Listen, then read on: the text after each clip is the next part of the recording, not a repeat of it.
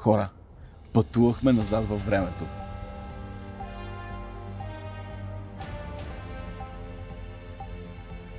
Боби, къде сме, бе? На райско място сме и сме заедно.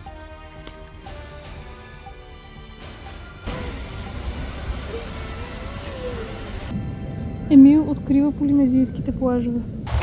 Съвсем скоро ще си мислим, че е било сън, бе. Аз вече почвам да си мисля.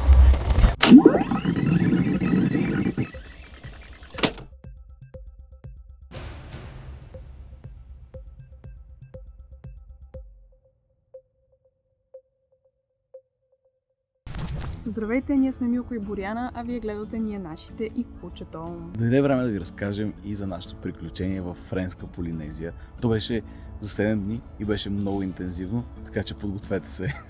Преди това, ако ви харесват нещата, които правим в нашия канал, може да оставите един лайк, да се сабскрайбнете, ако още не сте го направили. С кампанка. И да ни последвате в Instagram. Това с пътуването назад във времето е истина. Ако чуете какви глупости ви говорим и как си измислим някакви неща, това не е така. Всъщност, както знаете, Земята е разделена на паралели и меридиани, като паралелите грубо разделят света на часови зони. И те се въртят, започва денят от изток и продължава на запад, докато завършва някъде в средата на Тихия океан. А когато ти се движиш от запад на изток, ти практически в един момент прескачаш този нулев меридиан за смяна на часа, той така се казва, и прескачаш в друга дата. Това се случи и с нас. Ние излетяхме от Нова Зеландия, от Оукланд, в някъде около ранния следобед на 27-ми, при което заради пресичането на този въпросен меридиан, кацнахме в Оукланд на 26-ти в 22:30 вечерта. И по този начин изживяхме 27-ми още веднъж. В момента сме в Оукланд, Нова Зеландия, и часът е 14:27, а датата е 27 юни 2023 година. Чакайте, ще ви покажа. И така продължаваме след малко.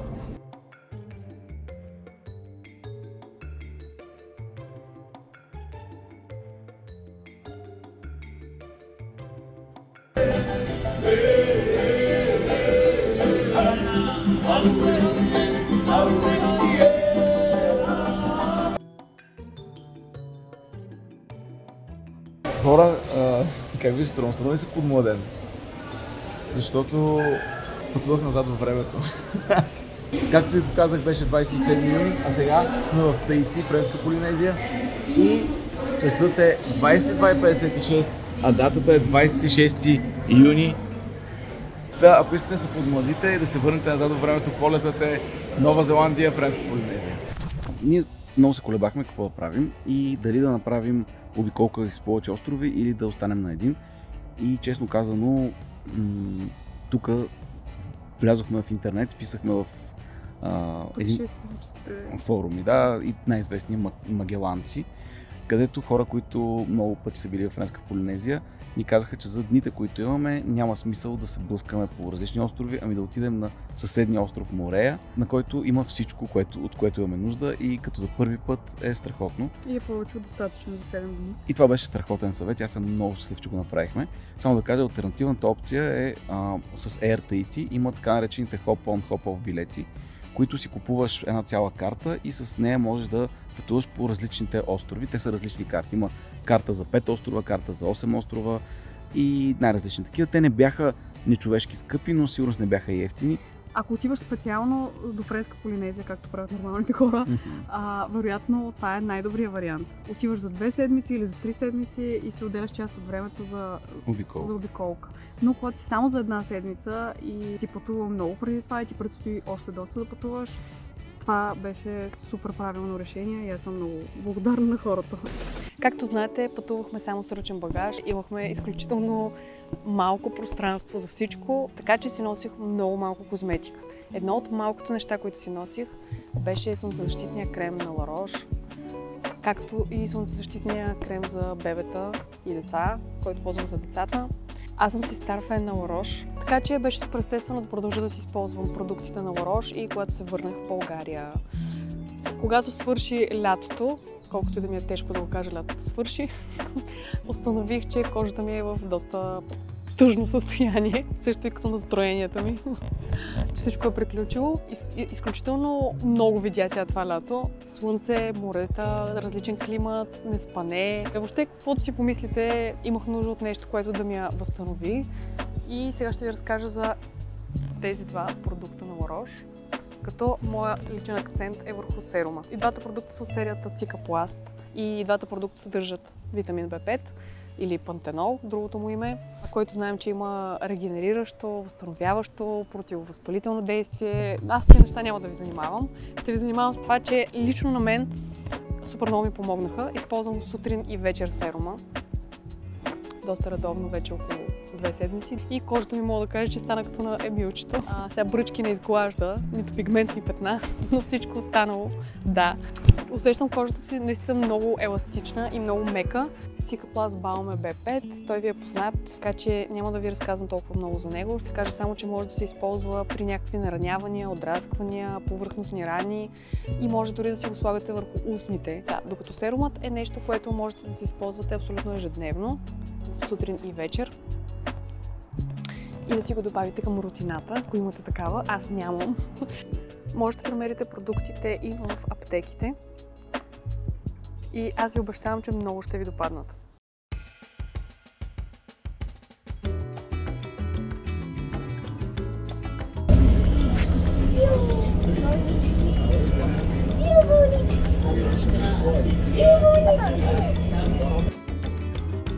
И отидохме в рая. Разбирате ли какво значи да попаднеш в рая? Истински рай. Ехо, първата ни нощ на остров Морея. Много е яко. Велико е. Значи на острова няма много таксита и след като стигнахме до него, видяхме, че хората се насочват към някакви автобусчета, които извозват хората по острова. Автобусчетата бяха като от някакъв стар ретро филм. С ретро анимация, такава тип Лило и Стич и такова, или някакво хавайско филмче.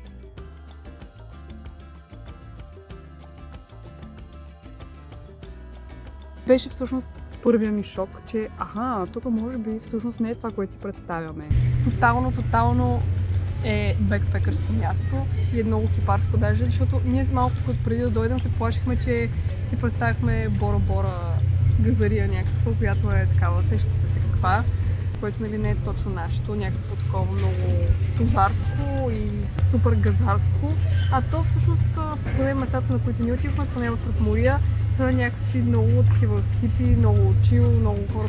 Има си обикновени нормални хора, които си продават плодове по средините, пак както в Азия и въобще е много такова човешко място. В Морея беше доста трудно да си намерим нощувка през Booking. Всичките бяха наистина много скъпи или бяха заети. Освен това, ние опитахме там и с Couchsurfing, честно казвам, защото имаше готини хора в Couchsurfing. Накрая опряхме до Airbnb, където намерихме нещо, което те наричат пансион. Това е една сграда, в която има много стаи и имат общ санитарен възел на долния етаж. Много е една такава отворена, постоянно навсякъде има някакви боболечки, гущерчета, но ние вече бяхме свикнали на това нещо и за нас това беше най-прекрасното място. Аз съм супер щастлив и ако отидем в Полинезия, направо се хващаме и отиваме точно там. Освен това, хората, които го държаха, бяха много яки. Бяха жестоки хора. Държеше го едно много готино момиче, което как се казваше? Нани, да. И беше много едно такова домашно семейно. Има една обща кухня, която те си ползват. Може да си купуваш храна от магазина, си готвиш някакви неща. Да, има си едно друго пространство. Единственият голям недостатък на пръв поглед беше, че е на един огромен баир. Но още в момента, в който отидохме в къщата на Нани, разбрахме, че ще останем там до края. Имам порив постоянно да направя така. На райско място сме и сме заедно. Наистина мястото беше уникално. Сред природата, само дивотия, няма нищо.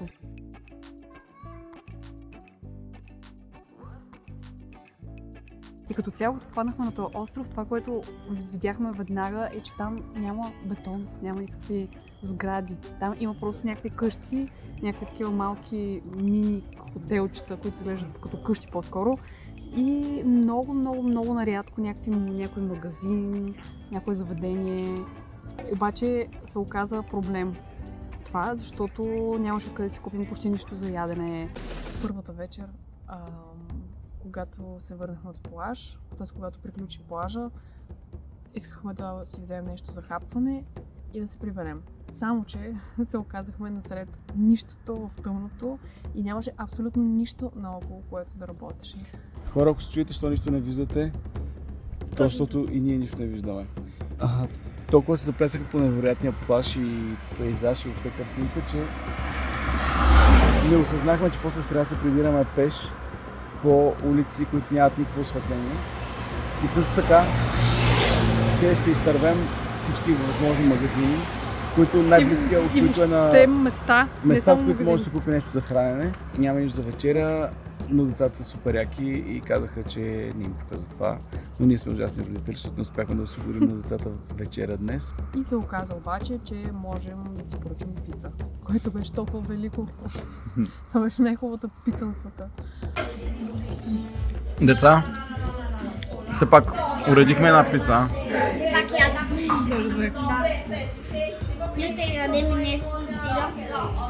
Качвайки се нагоре, забелязахме, че там всъщност има едни момчета и момичета, които са току-що завършили подготве един вид. 8-класници, 9-класници. Не, бяха по-големи. Абитуриенти ли бяха?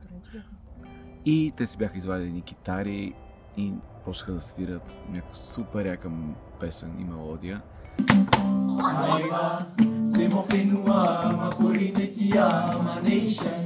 This is for my island, mon paradis, ma belle Polynésie. Comme on dit, la vie better in Tahiti. C'est mon Fénois, ma Polynésia, ma nation. This is for my island, mon paradis, ma belle Polynésie. Comme on dit, la vie better in Tahiti.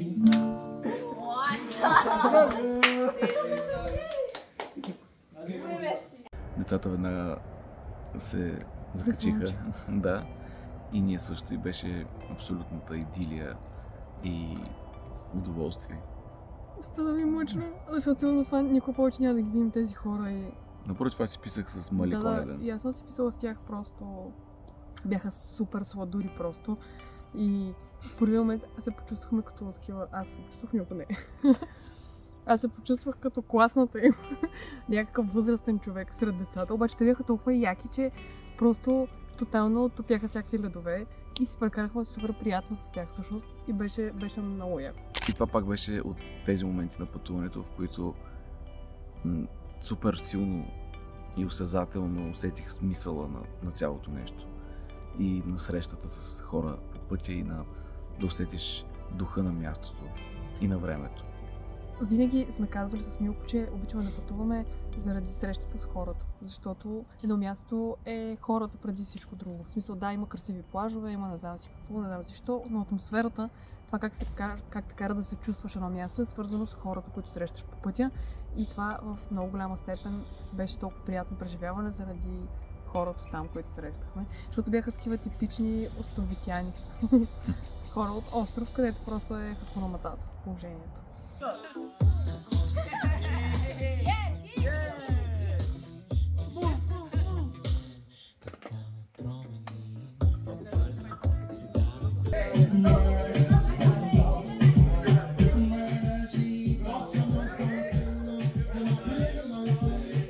На следващата вечер пак си пяхме и свирихме с тях. На последващата имаше група пък от момичета основно.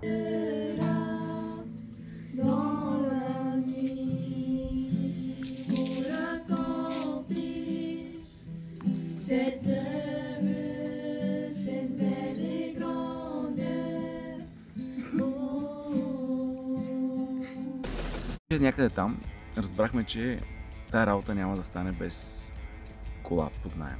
Проблемът беше, че това е висок сезон за Френска Полинезия и всичките местни фирми за коли под наем нямаха свободни коли. Но пак благодарение на Нани, която ни помогна с пицата, помогна ни с всичко, което искахме. Така че ако отидете в Френска Полинезия, задължително отидете да спите при Нани в Мория Тропикал Гарден. Това е топ мястото. И Нани с там някакви звъня на 2, 3, 4, 5 рент-кар компании И накрая успяхме за съжаление, Авис, луксозната, да си вземем кола под наем. Не беше никак ефтино, обаче си заслужаваше, защото всъщност това ни отключи възможността да разгледаме истински острова. Така че супер решение беше отново. Отиваме да си наемем кола и сме много щастливи, защото ще може да обикаляме сега кола целия остров. Успяхме да видим 3 му публични плажа и долу-горе успяхме да си набележим план за деня, за следващите няколко дни, в кой ден до кой плаж ще ходим. Успяхме да отидем с колата до магазина, откъдето да си купим шнорхели, което беше много важно. На този остров без шнорхел не ви го препоръчвам, защото на всеки един плаж, на който си там, влизаш, потапяш си главата и просто почваш да плуваш между рибки и корали, най-различни, пъстри, цветни, уникални.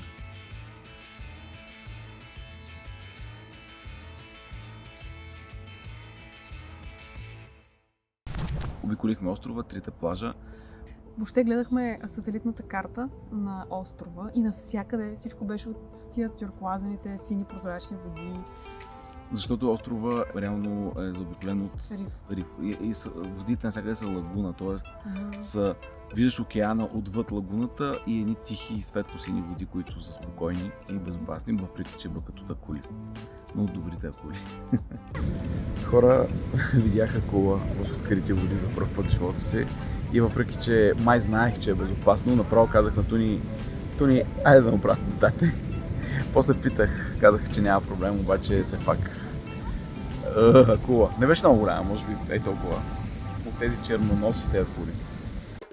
И сега искам да ви покажа един от най-известните плажове на остров Мория.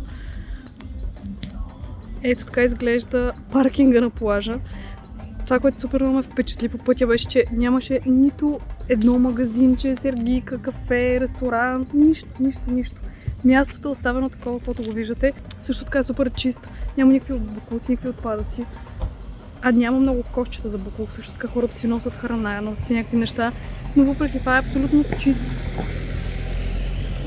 И е много яко.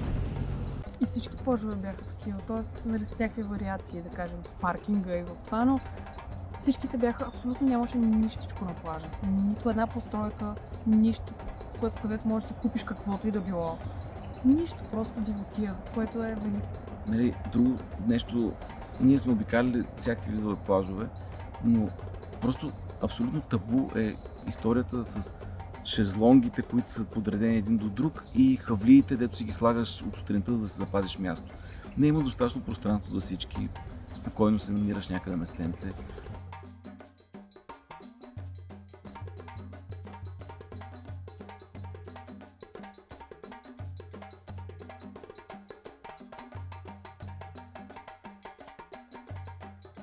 Да не говорим, че самите комплекси, комплексите на Хилтън и тези най-газарски къщички във вода и така нататък. Всичко това изглеждаше толкова скромно и толкова едно такова прибрано. Въобще нямаше нищо тузарско, никъде не видяхме. Деца, плажа...